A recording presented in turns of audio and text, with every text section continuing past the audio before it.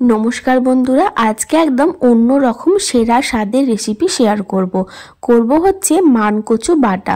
কোনো রকম ঝামেলা নেই বানাতে, আর গরম গরম ভাতের সঙ্গে এক কথায় জাস্ট দারুণ লাগে।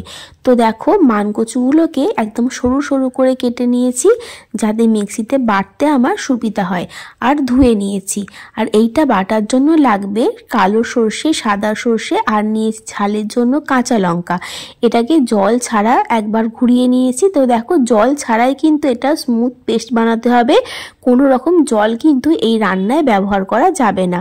দিয়ে দিলাম এবার মানকচুগুলো, আর দিয়ে দিচ্ছি 3-4 চামচ মতন কোরানো নারকোল, আর দিয়ে দিলাম স্বাদ মতো নুন। এখানে কিন্তু নারকোলটা অবশ্যই ব্যবহার করবে, তাহলে কিন্তু এটা খেতে খুব সুন্দর লাগে।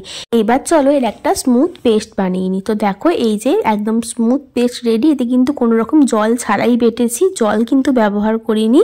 আর দেখো, এটা তোমাদের যদি শিলনোড়া থাকে তাহলে অবশ্যই শিলনোড়ায় বেটে নিতে পারো, আমার কাছে নেই বলে আমি মিক্সিতেই বেটেছি। আর এটা বাটতে কিন্তু কোনো রকম জল লাগে না। তো দেখো, এইবারে দিয়ে দিলাম ওপর থেকে কাঁচা সর্ষের তেল। বাটাটা দেখে বুঝতেই পারছো এটা একদম শুকনো শুকনো বাটা হয়েছে, এর মধ্যে কোনো রকম জল নেই। আর খেতে কিন্তু দারুণ লাগে গরম গরম ভাতের সাথে। এই এক পদ দিয়েই কিন্তু সমস্ত ভাত খাওয়া হয়ে যাবে। আমার তো হয়, কারণ আমার ভীষণ ভালো লাগে খেতে। রেসিপিটা কেমন লাগলো অবশ্যই কিন্তু কমেন্ট করে জানিও। ভালো লাগলে তোমাদের বন্ধুদের সাথে শেয়ার করো, আর অবশ্যই কিন্তু আমার চ্যানেলটা সাবস্ক্রাইব করে দিও নতুন নতুন ভিডিওর আপডেট পেতে। তাহলে আজকের মতন টাটা। খুব ছোট্ট রেসিপি, কিন্তু গরম গরম ভাতের সাথে একদম দারুণ লাগে। সবাই খুব ভালো থেকো, সুস্থ থেকো।